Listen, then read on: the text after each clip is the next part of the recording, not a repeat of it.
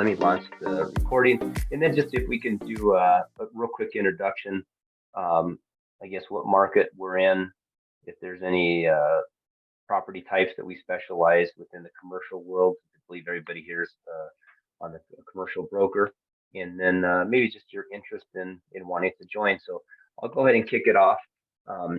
Ramon Vargas, I'm out in the Denver metro area. Uh, have been working on growing a commercial component to my local real estate team here. More of a generalist, also an investor. Would love to do more investing.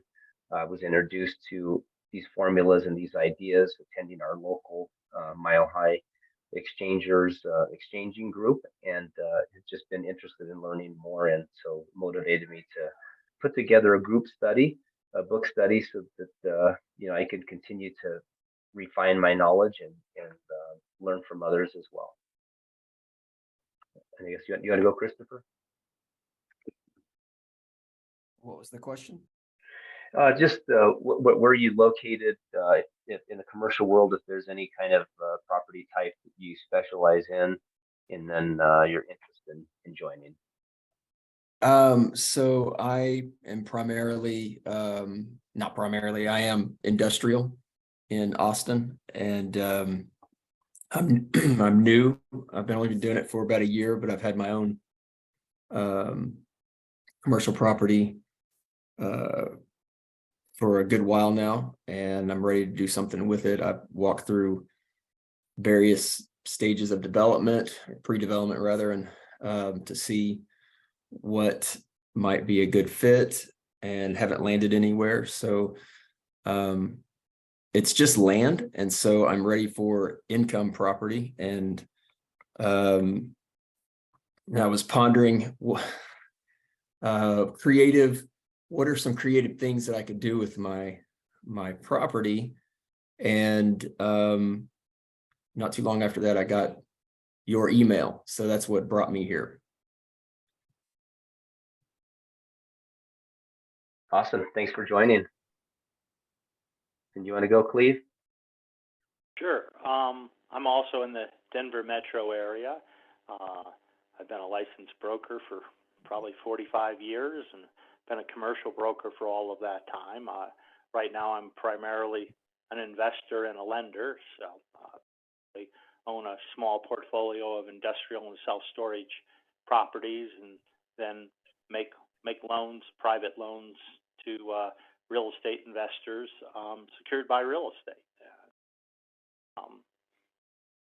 Invited me to this group, and I'm here out of curiosity.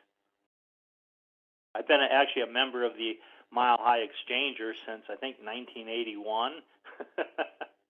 So been doing this and doing creative real estate for a long time. I really never fit into the mold of the buy, sell, commercial real estate broker, put on a suit and tie kind of person. So, this really fits, my personality much better in terms of being creative and doing interesting real estate deals. And thanks for joining us. I know you've seen a thing or two in the 45 years. Right. I have a lot of scars on my back. Yeah. And Michael, you want to jump in? Yeah, I'm in the Denver metro area. I'm fairly new to real estate. I'm really looking sort of to try to develop some investments, just single family properties for rentals and maybe multifamily. One of the things I'm interested in today is the don't wanters in Denver in particular. We have legislation going through that you're starting to see a lot of landlords wanting to leave the Denver area. And so I think that might be an opportunity. Yeah. I agree. Kayla, do you want to? Hey everybody, my name's Kayla. I'm a broker over at NAI James McCuskey. I focus primarily in retail, and I've been part of the Exchangers group since May of last year. I'm basically here just to learn and to continue fostering these connections because I really cherish the relationships I've built with you guys thus far. Thank you. And Michelle? Hi, my name is Michelle Haynes. I'm in the DC metro area, licensed in DC, Maryland, and Virginia. I am not a broker yet. I am working on it right now. I'm here to learn as much as I can. I'm taking a lot of courses. I'm doing a CC IM 101 course next week, so I'm excited about that. And so yeah, so I'm just here to learn and get as much information as I can. That's quite an undertaking to just get started and getting your license and doing CCIM 101. Good. Larry? No, can you hear us, Larry? Oh, yeah, there you go. You want to introduce yourself? You're still on mute. Let me see.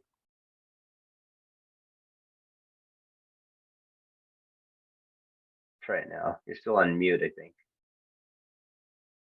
You may be looking at another screen. Yeah, you might be. Okay. Hey, Wendy, do you want to? You might be on a phone. Wendy, do you want to introduce yourself? Sure. Hi, this is Wendy Weiss. Ramona and I are working together now on a variety of transactions. I have been a broker for 17 years, always in the commercial side and primarily in the tenant and buyer representation side, but getting more involved in listings and always thinking about investments. Awesome. Thank you. Hey, Larry, do you want to? Are you still there? Are you there? He's on a call. Isaiah, do you want to pop in? Just introduce yourself real quick. Hi guys, Isaiah, first time. Oops. Sorry, Isaiah. I think I accidentally muted you. Sorry about that. No worries, I'm Isaiah. Ramon just invited me to this. I'm new to this session. Just love to learn new things and be able to network and get to know people in the mortgage industry and real estate. Awesome. Thanks for joining. All right, well, let's go ahead and jump in here. Talk about the exchange buyback. So in the situation, so this is referred to as strategy number 5. He talks about there being many different variations to this. So maybe this is a basic formula that many things that could happen. So the situation is, we'll just read it real quick. In learning the basics about this formula, to be cognizant that is a real estate, that is an exchange of real estate. Your book basis moves with you from the old property to the new property. If you buy back your original property, you have established a new basic set of new purchase price. You can see in your planning why some instances you might use the exchange buyback formula, and others you might use the blanket mortgage formula. They do similar things, but the book basis is handled differently.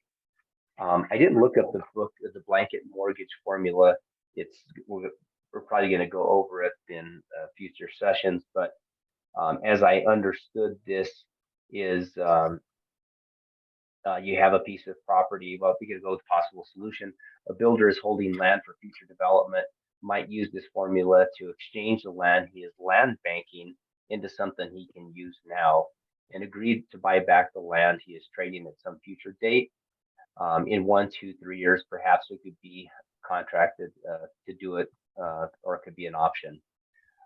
If you offer a building you have into one you would like to have, and they will not accept your transaction, you might consider buying back the building you are trading on some terms that would make the deal acceptable on both sides. So the way that I took that is, hey, I would like, I'd like to exchange out of this building, but in order to do that, I have to free up some equity, or I have to get this off of my books.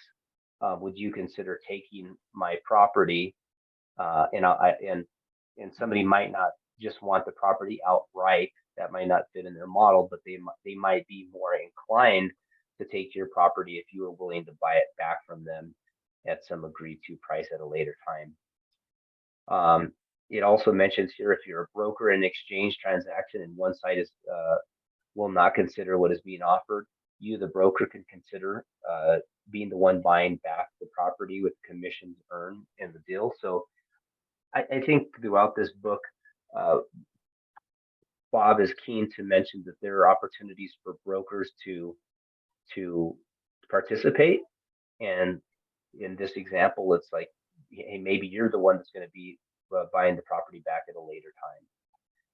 He also talks about some other formulas. We talked about Charlie the Thief formula. I guess it's in 1 through 4 strategies.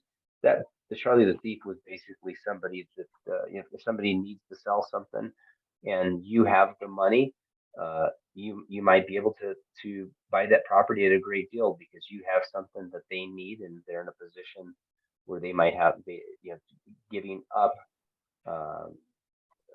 equity in that property for money might be advantageous to them.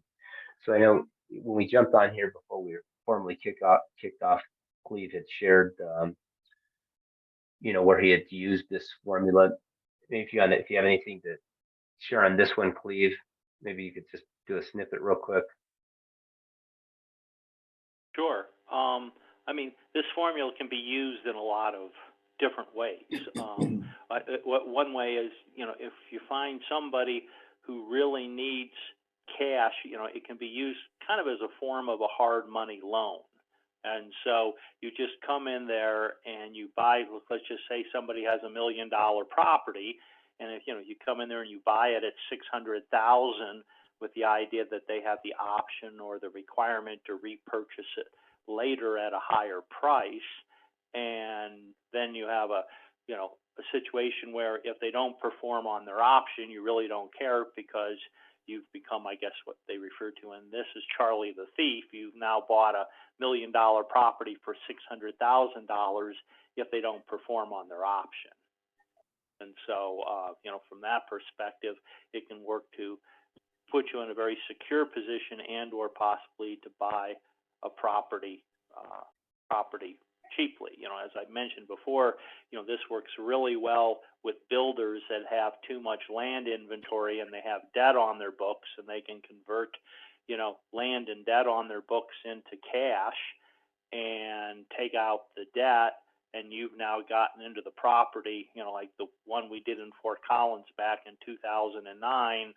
We bought a bunch of lots for $35,000 each, as the market was tanking, and helped the builder get this off the books. The builder still went south, financially, and so we ended up with the lots in this case. But when the market came back a couple of years later, we started reselling these lots at about $60,000 a piece, and by the time we were done selling them, they were closer to $75,000 a piece. So we did real well on the deal. The builder ended up with nothing, but that's life.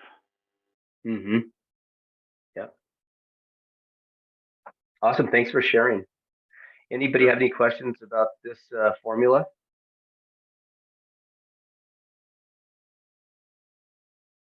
All right, let's go on to the next one. I think I have to open up the book here. Give me 1 second.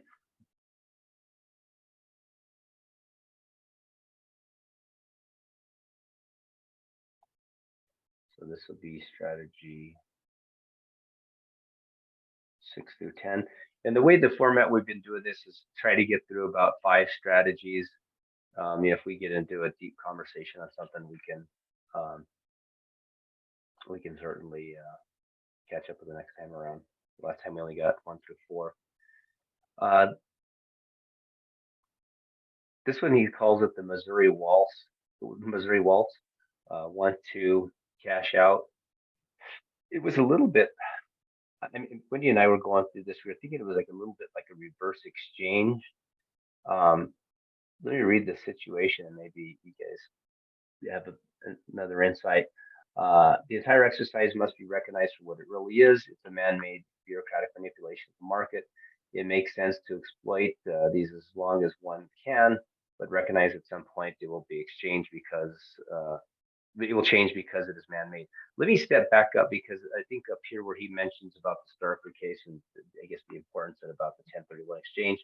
So it's this is an old formula that later was extenuated by 2 court cases, the Starker case, and then became known as the 1031 exchange. it is in fact not an exchange, but a delayed sale and has nothing to do with exchanging. The Missouri waltz, on the other hand, is an exchanging subject to one property selling out. 1031 exchange comes from the other direction. It starts with the sale of the property and funds are held in escrow, and another property is purchased to the satisfaction of the buyer, but in compliance with certain rules. So that's what we're thinking it was reverse. Jumping back down to bullet point 2. It is like the entire 1031 law, which allows tax deferred exchange and moves an artificial tax thing called the book basis from one property to another. That is all artificial. People get trapped when they rely just on government sponsored program because they can guarantee you that it will be canceled at some point. And some people will be looking for chairs when the music stops. You can actually get to the point where you believe it is real. As of this Friday, 2010, thousands of brokers and clients are stuck in the 1031 exchange belief, and the court end of course, the cash sale market is not functioning. So people have been led down a trail that has been dead-ended. Properties are being foreclosed, clients are losing their equities, and brokers are falling out because they believe entirely in one thing, a government ruling. So the simplest way to resolve these transactions is first to make an exchange that makes economic and personal sense, then come back and look at the tax consequence structure to minimize the same. The transaction should stand on its own feet without tax consideration. So I think for this one, for me, he was saying a lot of stuff. Maybe be precautious about a 1031 exchange. Primarily do something that makes economic sense to you. But I do think that some way around maybe this is the doing a reverse 1031 exchange. Does everybody sort of take that same idea?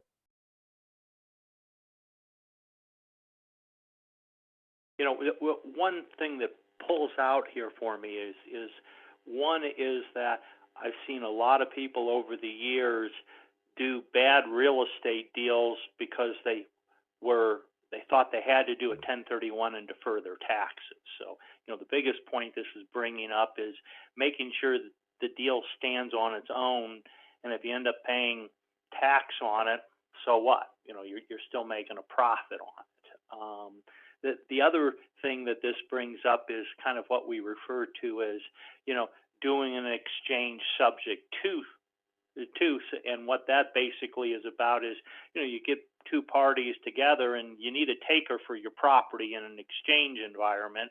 So if you can find a taker for your property, you may not be a taker for their property, but they're a taker for your property. So you put that set that part of the transaction up first, and then you work on the next leg of the transaction, like, okay, you want my property, I don't want yours, but can I get to what I want better through your property than through my property? Okay. I think we're going to go through that one as well. So yeah, okay. So you said this. So the key thing in this one is just making sure that it makes sense to you and don't be driven by the 1031 concept about saving tax. Right. On your tax. Yeah, there's nothing wrong with paying taxes. I mean, you do lose your benefit, but I was at one point in my life where I was never intending to pay the government a dime of 1031 and the dime of capital gains over the years, and I just did a series of 1031s.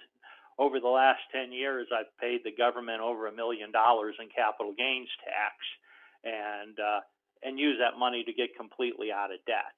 And so, although it was painful, I sure do sleep easy at night after I read horrible economic news because I don't have to care about it anymore. Mm-hmm. Awesome. Thanks for sharing. Well, let's go on to the next one. This is REO exchange or real estate owned properties. He basically gives an example. So the bank owns some properties, and we drew this one out. So let me see if I can bring it up.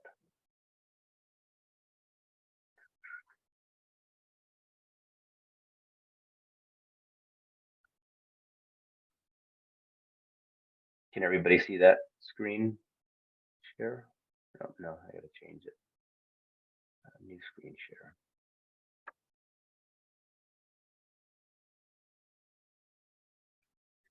So if you can see it, I have a drawing here where I have a bank, so real estate owned. They had 4 properties that were worth about $250,000 each. And maybe you had this private individual that had a piece of land that was worth 1 million. The bank in this scenario was motivated to get these properties off of their books. And this private person basically went to the bank and said, okay, I'll trade you my land for your 4 properties. And I would like you to give me a loan, 80% loan to value for the properties. So an $800,000 in debt, cash out 200,000, and then on my land, give me a note for 700,000. I'm cashing out 300,000. So the lender then converted their debt to $1.5 million of, I guess, outstanding loans, and then the private person ended up with about a $500,000 in cash, and I guess they acquired 4 additional properties. So that's the way we had drawn it out. We can go back to the text now. One of the things, Ramon, is with this, you're typically not going to be exchanging with the bank your land, but you're using, I'm going to buy your properties under these terms and conditions if you make me a loan on this other property on advantageous terms and conditions. So, instead of perhaps borrowing at 7% on the land, you go and say, okay, I'm going to give you $300,000 down on your houses, and I want you to carry back at 5%, but I also want you to make me this loan on my land that's worth $1 million. I want you to make that loan for $700,000 at 5%.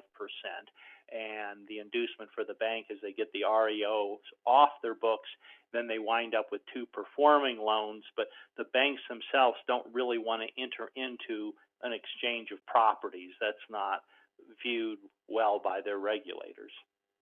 Okay, so I guess I got to change that picture instead of drawing sort of what looks like an exchange, but more of a loan. Do you see? This is, Wendy and I were also talking about, this is probably smaller community banks that you could have these conversations with versus like the Wells Fargos of the world, Bank of America. Absolutely, with the caveat being, because we have done these kinds of deals with very large institutions, but at that point we're not talking about a $500,000 deal. We're talking about a $10 million deal, and then you get their attention. And we were doing a similar kind of deal with what was the name of the bank that went, the savings and loan that went belly up back in the 80s, Silver State or something like that, one of the larger S&Ls in Colorado. And after going over this with the president, because it was about a $20 million deal, I walked out and I looked at my client. I go, man, I've never seen a bank president sweat like that. And he goes, well, I owe him $50 million. He probably has a reason to sweat because he was a home builder who was going south in the 80s. And so to get the attention of a large bank on something like this, it needs to be a very large deal, a large loan to get their attention. Otherwise, they're going to just sweep you under a rug. But typically, it's more of a local bank where you can, sit down with the local president or manager to discuss how this deal is going to happen. Are there strategies, or or do you think that does still happen today where Joe Schmo develops a relationship with the bank president and just sort of keeps that conversation? What bad debt do you have on your books? How can I help you? Do those things happen like in today's market? Yeah, I mean, and they become more increasingly these conversations and these deals happen more as banks start to have more REOs on their books, and they're trying to look for creative ways to get REOs off their books. You know, as of right now, most banks aren't under a lot of stress, and a lot of REO managers aren't like, hey, I'm just got my write downs, I use it, we foreclose, I turn it over to the, I turn it over to our foreclosure attorneys. As these things start to accumulate on their books, they more increasingly look for other ways and creative ways to get REOs off their books, as REOs are piling up faster than they can manage them, or they can write them off within, the guidelines of the regulators. Okay. But it's going out there and establishing relationships with bankers, particularly like back in the 80s, I had 3 different, what you think of as like household consumer finance, people who would go put seconds and thirds on properties. And when the markets were shaky in the 80s, I would get the first call from these bank managers or REO managers because they were comfortable with doing a lot of deals with me.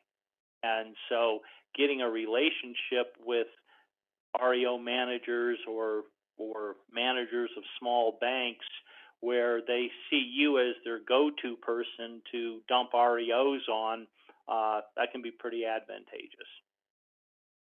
Okay. That's good. That's good. A good lead generating idea, solving problems for banks.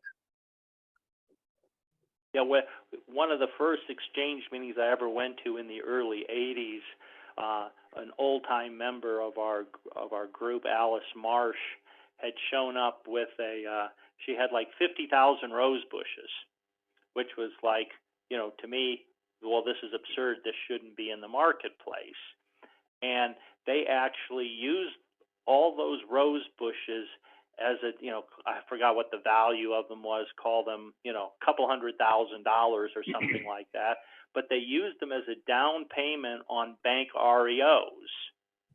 And so if it was $200,000, that was like a $200,000 down payment on $1 million worth of bank REOs that they then in turn carry the financing for her client on. And, my question was, well, what the heck is the bank going to do with all these rose bushes? Well, when you went to open up a checking account at that bank, you got a free rose bush. And so you used them all as an incentive for opening up savings accounts because they were rather nice. So there was a real win-win benefit for all the parties in that transactions. And that was one of my first educations to, now why are they doing this again? Yeah. Well, that's definitely truly a creative solution. Yeah. Especially if they already had that initiative to buy roses or anything anyway. So. Anybody have any comments, questions? Well, one other thing I would throw in there that a member of our exchange group did on a deal back in 2008, 2009, they had used a piece of land that was probably a good location for a future bank, and they traded that into a bank's REOs. And the advantage to the bank at that point was because it could be a future site for a bank, they could show it as an asset rather than an REO. So if you can trade a bank building or a piece of land suitable to put a bank on into, and trade it for an REO, the bank can move it off their REO portfolio and into their asset part of their portfolio. Okay. That makes sense. Another creative way to try to connect the pieces where, there's probably not tons of brokers that are thinking that way either. Yeah, that's not typically what most brokers think about. Yeah. And I think as we get, so if we don't have any questions on this one, I think as we get to the next one, where he's talking about, we start getting into the exchanging ideas. And so strategy 8, the don't wander is the key to many transactions. So I'll read through this one because I think it's important. The motivations in a regular sale are hidden within the cash in the transaction. While everyone values cash in a different way, it is still a common denominator. In an exchange, there is no cash or minimal cash. Then the desires of the participants are often very visible. There's another very significant factor in an exchange that is often either visible or just below the surface. The motivation of the participants can be on either the front end of the exchange, what they are receiving, or on the backside, what they are getting out of. When there is a high degree of motivation on the backside of the exchange, that participant is said to be a don't wanter. From my experience, this is the key to many exchanges. He is highly motivated, and brokers will often state that this person is a number 8 on a scale of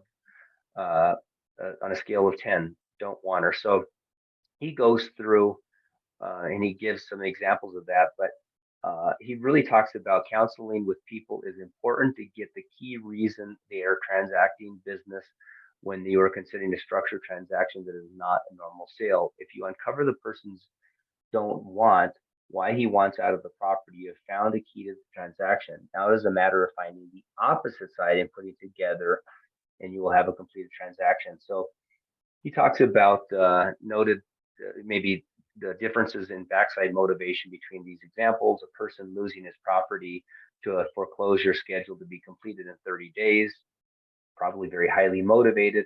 A person free and clear with a free and clear house rented at a high rent rate, by little motivation. A person who has just inherited a motel thousands of miles away from a very bad section of the city, and the person has no understanding of how to run the same.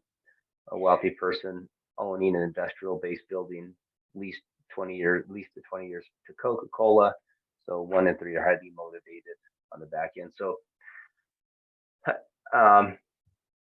so I guess the first thing is finding somebody that is a motivated don't wanter,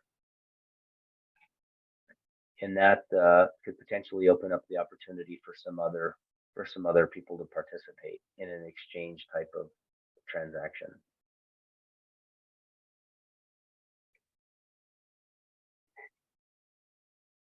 And I think the next one we get into a little bit deeper. So any comments here?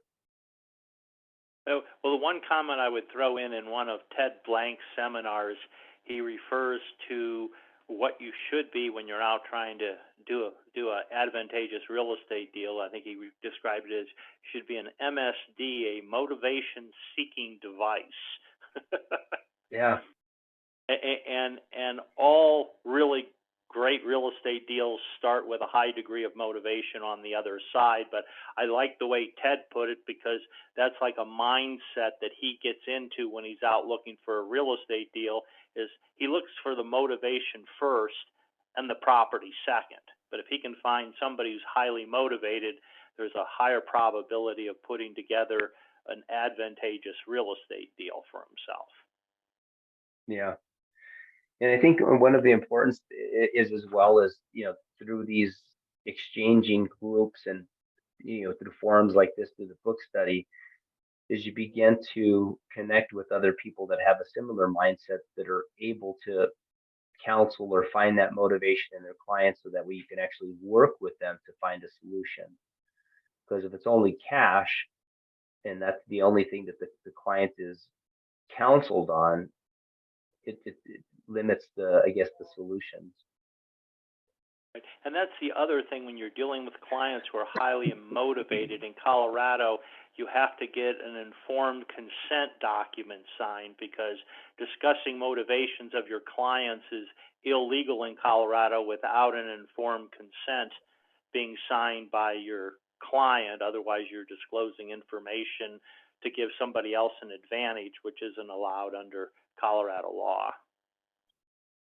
That's a good point. I would expect probably in these other markets the similar things. So this conformed consent would be an additional provision or something, or maybe to the agency agreement, right? Yeah, it's a separate form, but more or less it's an addendum or an additional provision to your listing agreement that you can discuss motivations, and you have to get it in writing. You don't just get it verbally from your client. You have to get it in writing in Colorado. Okay.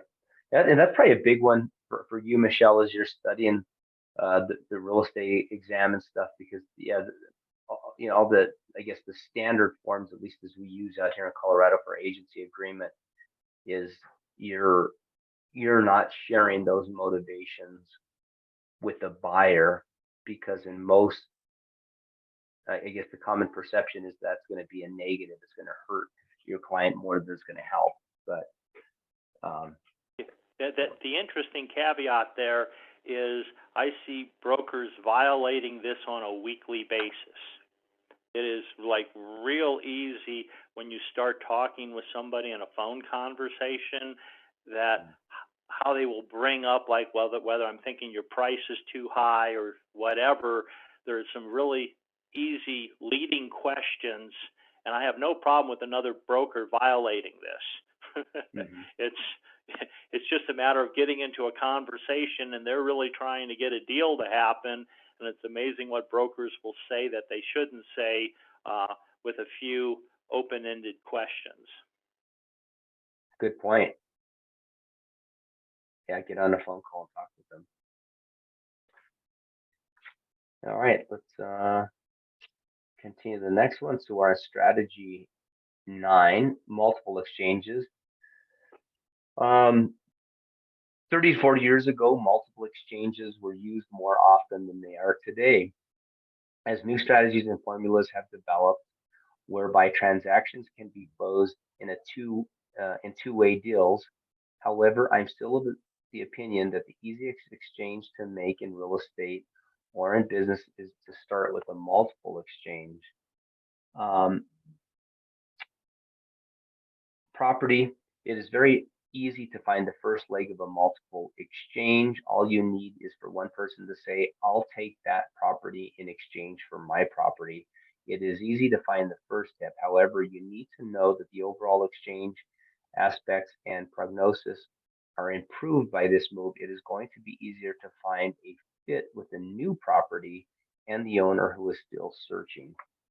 I try to draw this one out. Let's just go through this example. I think that's probably better. You are a broker and your client has a nice commercial building, fully rented, but a small equity, and a large second trust deed, second mortgage coming due, and the owner needs to get into a neutral position and eliminate what's causing him stress. Another broker with whom you've had a previous dealings, and you know as a good broker, has a builder client that she has done several deals for and has come and has some rental houses to carry their mortgages and have positive income. Her client can also add cash and is looking for development land in exchange for his houses. All the ingredients are here for a successful multiple exchange. You write the other broker an offer that you will take the houses for and your client locks down his step. Her client accepts it in lieu of the broker finding another property for her client. Here are a few salient points. Her client has cash to pay off the second coming due on the commercial property, which makes it more acceptable in the marketplace. She is a professional who knows what she is doing, and she has a long-term relationship with a client who knows what he's doing. And now he has two brokers working to find the third leg for an exchange, when before there was only one broker. Everything has improved and the odds just went up that the deal will get done. The way that I had, Wendy and I had drawn that one out, looks something like this. Let me see if I'm sharing right. New share.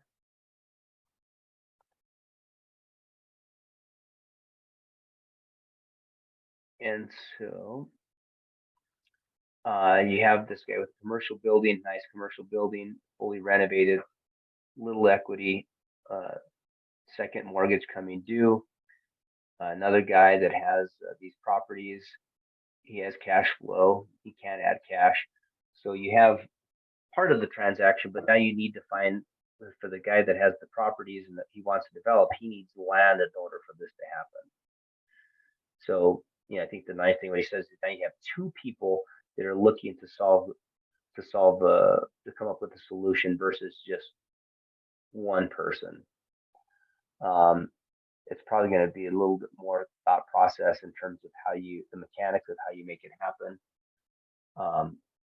In the book, one of the things that he talks about on multiple exchanges, enter escrow clockwise and pass deed counterclockwise. I got to think about that a little bit more, but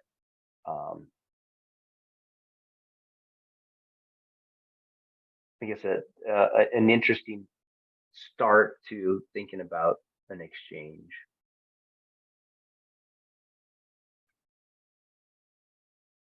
Any questions about this? Is it confusing? Well, this is something that, is primarily you use it at an exchange meeting. And everything starts with a taker. Once you find a taker for your property, then, and especially a strong taker, not somebody, well, maybe I'll look at it.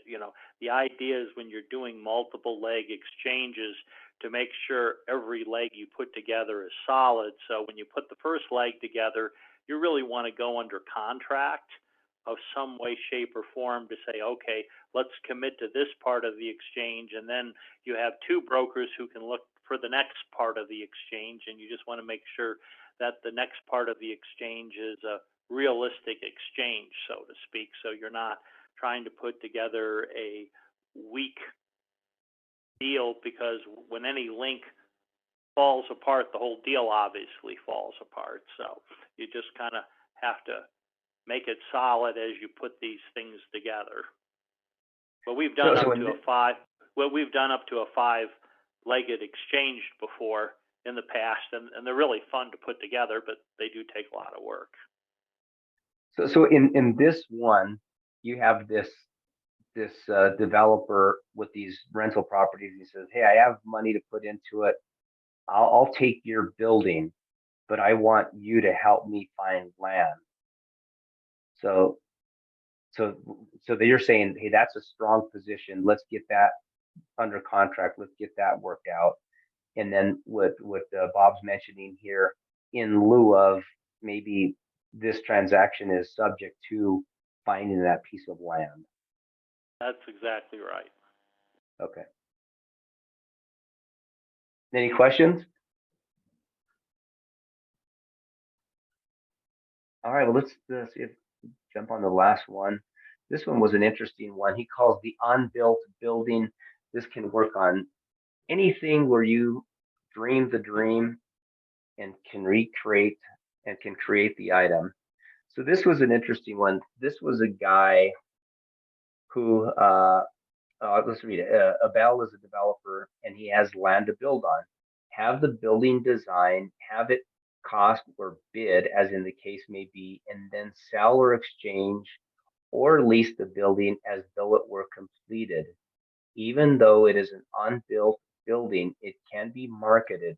If you are exchanging an obvious exchange would be to exchange it for another parcel of land. Many high-rise buildings and shopping centers are developed in this way, but this formula can apply to almost anything: business, farm, ships, etc. You're in a down real estate market, you could use this formula by going through the middle step. Say you're developing a small apartment complex, the credit market is difficult and you cannot get enough of a loan to build the building. Perhaps you use the unbuilt formula and exchange the equity into a crankable or borrowable building, like a single family home, where you can get enough cash to complete the building. By borrowing on the house, you need to handle the paperwork allowing this to happen. I don't know, this might be something interesting for you, Chris. And so, Cleve, I'm taking this one right. The land use itself, there is some equity or some value in there, but it also looks like, hey, I spent $50,000 in design plans and I have a shovel ready project to go, he's adding those items in as well as a part of his equity to try to get money out. Is that the way that you take it? Yes, there's a couple things with this that you have to be careful of, because I've spent $50,000, and then when the contractor came back with final costing, it didn't make any sense. And so please learn from my $50,000 mistake. You want to try to do this as inexpensively as possible, but a lot of this goes back to the crux of when you own land, like in Christopher's case. It's like, okay, what is the real highest and best use of the land? And without spending a lot of money, you can go to planning and zoning and lay out with them and the building department, okay, gee, based upon the current zoning regulations, I can put a 30,000 square foot building on this. It could be retail, might be office, might be some industrial warehouse, whatever the case may be. And if you can then, without spending a lot of money, you can go to an architect or a land planner, and with just spending a couple $1,000s, you can lay out what could go on here, what the possibilities are, and then it takes away having a potential buyer have to have the imagination or go research all of this information on their own, and so you can kind of hand it to them, on a silver platter to say, here's how a 30,000 square foot building lays out on this land. Here's your access, your parking lot layout, and this is all workable. And then from there, you can say, okay, 30,000 square foot industrial building, let's say it's going to lease for $13 triple net. Here's some general cost factors built in, and does this deal make sense or not? If you do that beforehand, it's easier to sell that property. But unless you specifically are moving forward with something, don't go spending $50,000 like I did to figure out that this ship doesn't sail. Okay. Thanks, Cleta. And one thing that he mentions here, perhaps the unbuilt formula and exchange the equity into crankable or borrowable building like a single family residence. And so it was looking like he was trying to get money. He couldn't get money just on the land. So either he brought in a partner or he traded out some of that equity for something that he can borrow on. Right. The other thing you can do, like when you go to develop, like with Christopher's situation, and let's say, oh, okay, I'm going to need $2 million to build this, but his free and clear land isn't enough. You can bring in another partner with equity in a property and make him a partner just to use his property as additional collateral to put up for the bank, so you can get the construction loan on the land and use something in addition to the land as collateral. Okay. I think that's important because that collateral is what's going to allow that to happen. I think I could probably draw this better thinking about more of it, but some of that equity, maybe you trade some of that equity for that partner, and you're able then to use that single family home to borrow out for what you need. So, well, I think that's a wrap. We've knocked off 2, 10 strategies over the last 2 weeks. We're meeting every other week, the second and fourth Tuesday, and the format is just like what we went through today. Open for feedback. Feel free to send me an email if you think there's something that could be modified or improved. It certainly wouldn't have been the same had you not joined, Cleve. So thank you for joining us. Hopefully we could see you at some future ones. Hopefully we could get some other experienced exchangers to join us as well to share their insight. As a suggestion, like with Christopher's property, if people would submit like, oh, here's my property and here's my situation, we could potentially use real life situations with people who are on the calls to apply some of these formulas to their particular situation. That's always really good way to use that as a learning tool. And get Awesome. some I like practical that. use out of it. Yeah. I like that. Maybe we can get, I can use that as sort of a plug to see if some more people, want to share something. Maybe we'll call it Pitch My Problem or something and see if we Yeah, can. and if they can send that to you beforehand, like with Christopher's properties, and say, hey, here's more detail about what I have, and then you're kind of brainstorming around a real life situation, I think it's good for everyone, and particularly the person who has the properties. All That's a right. good idea. I like that. Yeah. So if you want to work on something, Christopher, maybe you and I could connect afterward, and then I can connect with Cleve at one of our local meetings and see if we can see if there's a strategy that it lines up with, or just talk about it in general. Sounds good. Thank you. I appreciate all of both of your insight and ideas. This is great. Thank you. Well, thank you all for joining, and look forward to seeing you next week. Hopefully, you can make it. Awesome. Thanks, everyone. Thank you. Go ahead and stop recording. All right. Take care. Thank you. Talk to you. Thank you. Bye-bye. Bye-bye.